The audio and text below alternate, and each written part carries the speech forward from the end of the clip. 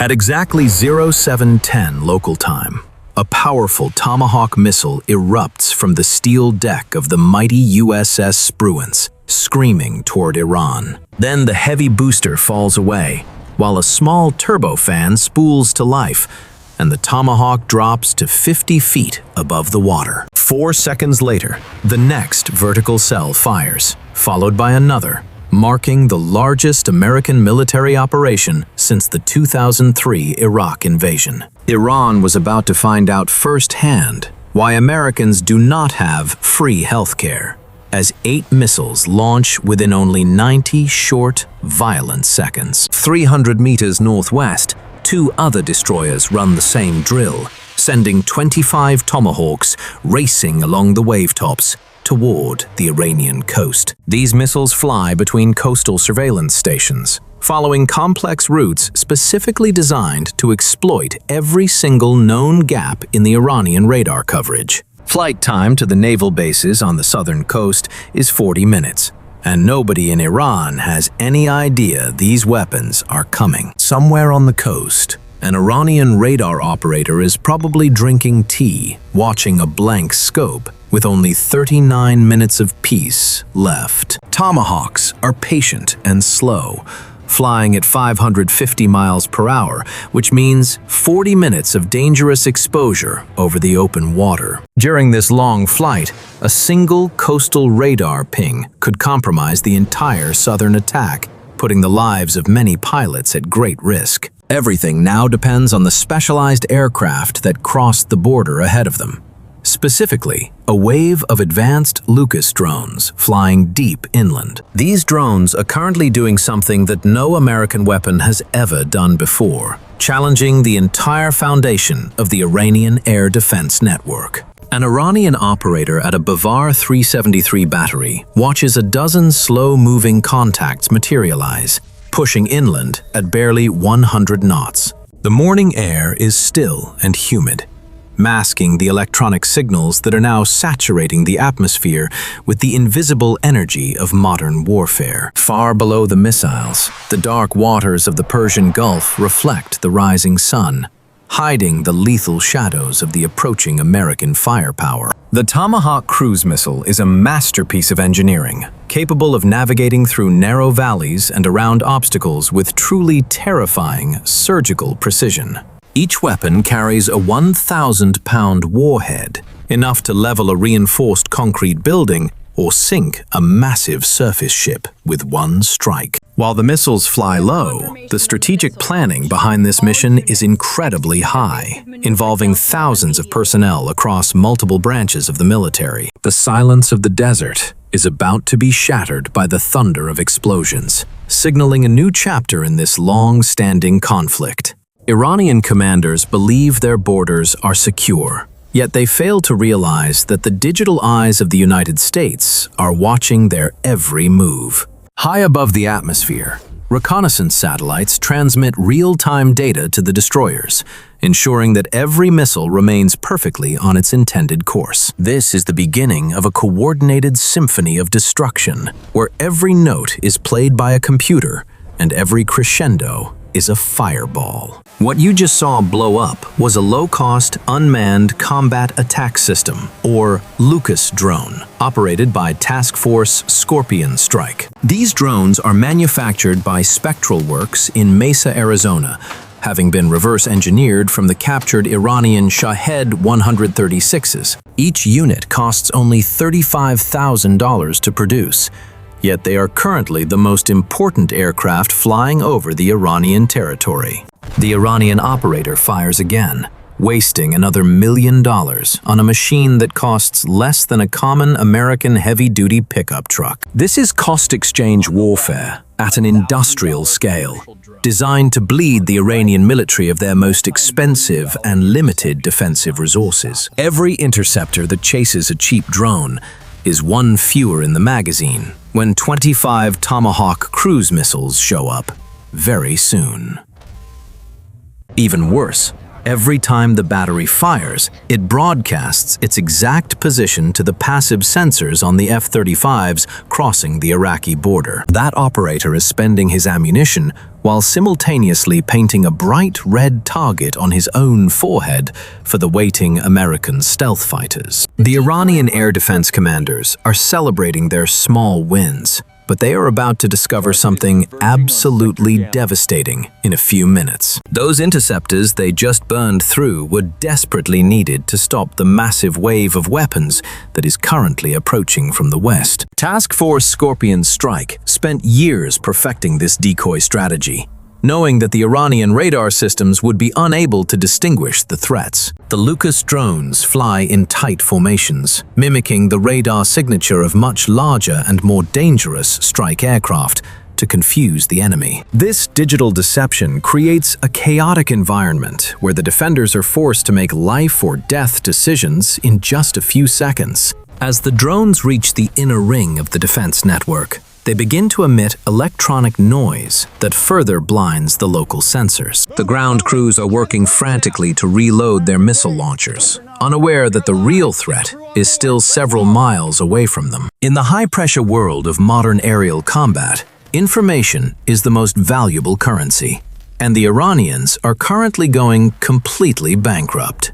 While the decoys attract all the attention, the stealthy F-35s are quietly mapping every single active radar site across the entire southern region. The complexity of this coordinated attack is breathtaking, involving hundreds of moving parts that must function together with perfect, unwavering military timing. These drones represent a shift in global power, where cheap and expendable technology can easily overcome the most expensive traditional defense systems available. As the sun continues to rise over the Iranian mountains, the true scale of the American technological advantage becomes painfully clear to everyone. The Lucas drones have fulfilled their primary mission, leaving the gates wide open for the arrival of the heavy hitters from the sea. The silent sky is now a graveyard of expensive missiles, while the low-cost drones continue their relentless flight towards the inland military targets. This relentless psychological pressure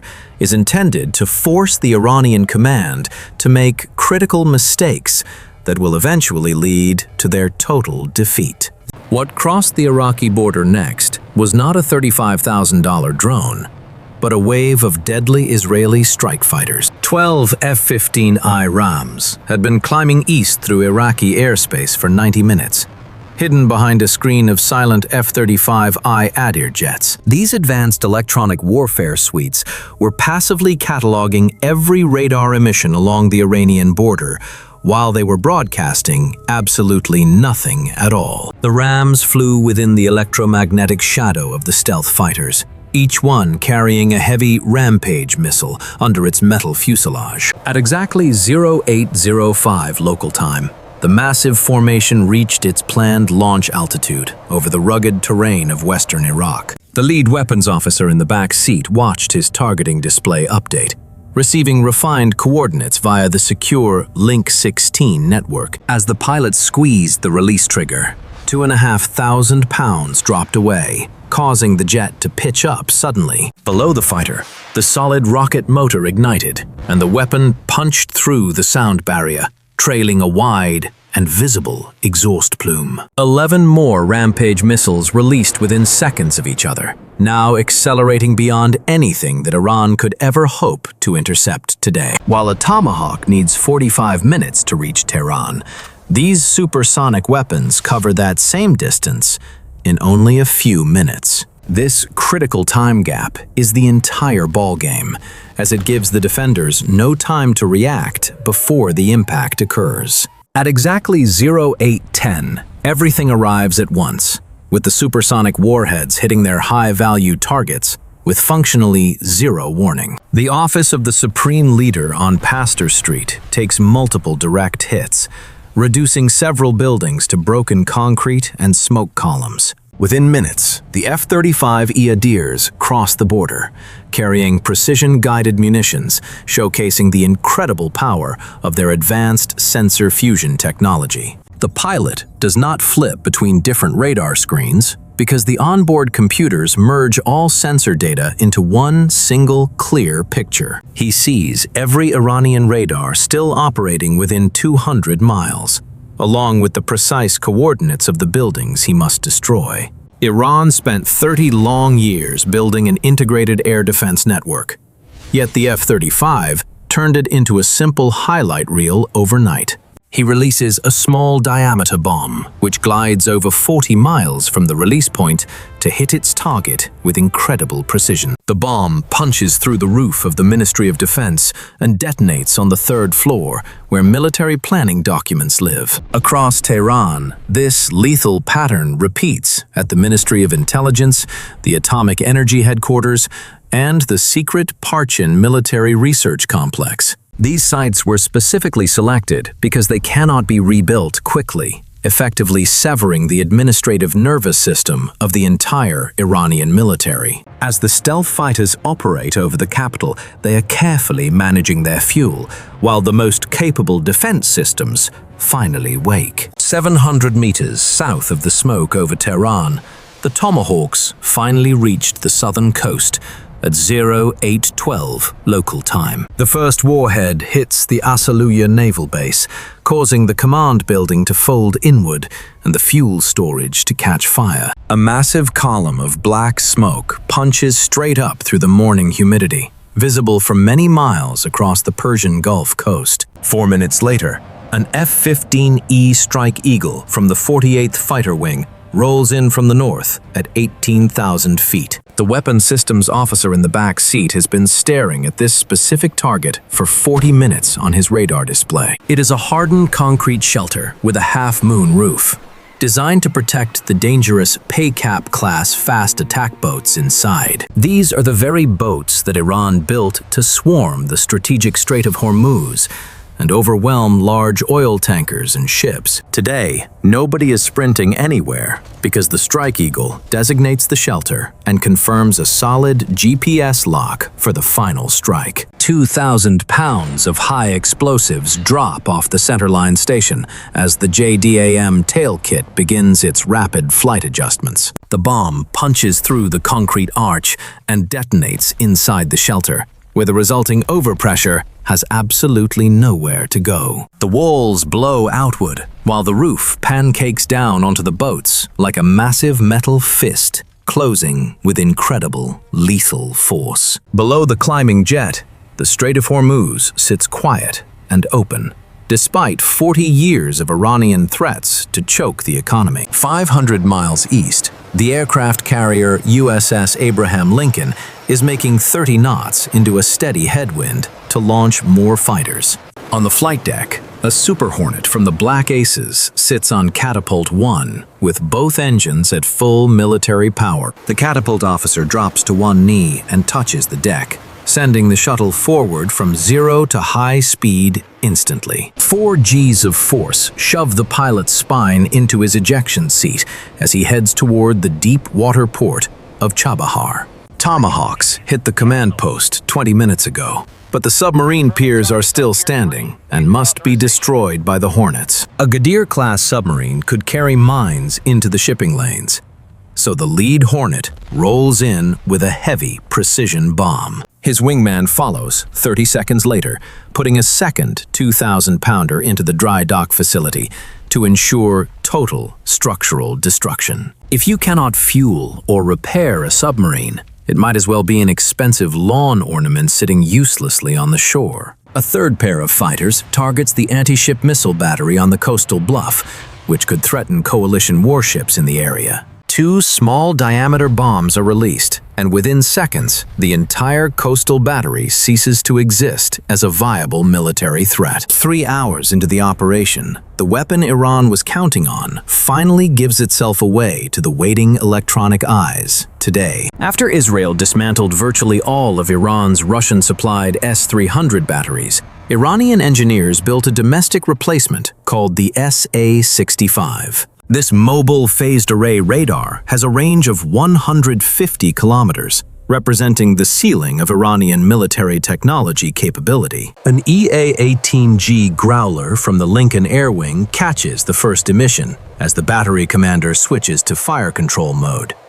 Now, the moment he transmits, he is finished, because the Growler's next-generation jammer floods his tracking frequency with massive electronic power. Simultaneously, an F-35 that has been mapping the emission passes the precise grid coordinates via the secure Link 16 data link. From a Super Hornet orbiting 40 miles west, an AGM-88 missile drops off the pylon and lights its rocket motor. The missile's multi-mode seeker does not care if the radar shuts down, because it already knows where the target lives. 12 F-22 Raptors from Joint Base Langley-Eustis finally get the call to push deep into the heart of Iranian airspace. These jets have been burning holes in the sky over western Iraq, watching the air defense picture shift from red to amber. The lead Raptor pilot pushes both throttles to military power, banking east while his radar paints everything within 100 miles. His own jet returns a radar signature roughly the size of a marble, making him invisible until he is very close. An Iranian fighter would need to be within 15 miles to register anything,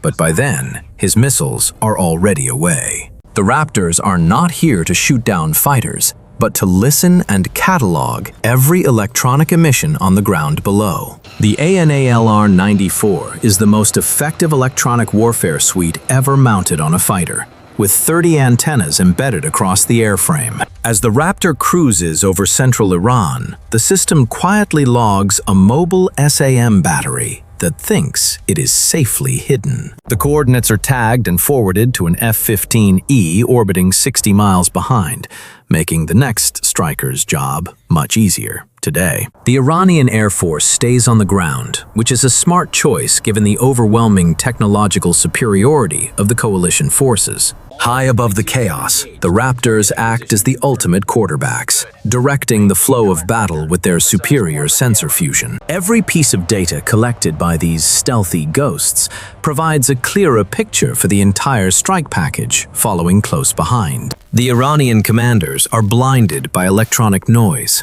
unable to coordinate a meaningful response to the relentless wave of aerial attacks. Precision and stealth have effectively dismantled a national defense network that took 3 decades and billions of dollars to build up. The air over Iran now belongs entirely to the coalition, leaving the ground forces exposed to further strikes throughout the morning. In the dark and rugged mountains of western Iran, a different kind of fight is reaching its final climax for the day. 30 F-15.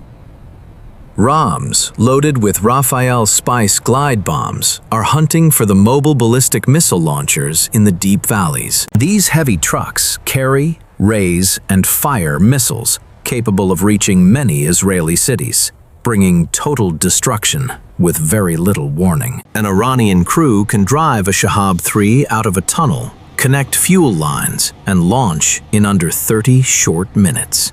They then drive the empty truck back underground before the next American satellite can pass over their hidden mountain position. Finding a specific missile launcher in these vast mountains is like finding a single food truck in a huge and crowded city. However, the IDF has spent many months building targeting packages from signals intelligence and human sources inside the Iranian military. Grainy infrared footage captures a Shahab 3 missile caught mid-sequence in a narrow valley, while ground crews connect the fuel lines. The weapons officer on the orbiting Ra'am holds his fire until the crew is bunched at the base of the launcher. He pickles the glide bomb, which extends its wings and steers down the valley to impact the base of the truck. 3 tons of liquid propellant ignite in a massive secondary fireball that completely whites out the infrared camera for 2 seconds. While the Rams hunt launchers, another wave of precision munitions targets the warehouses packed with dangerous Shahed one-way attack drones. Nearly 1,000 drones are destroyed inside their hardened hangars,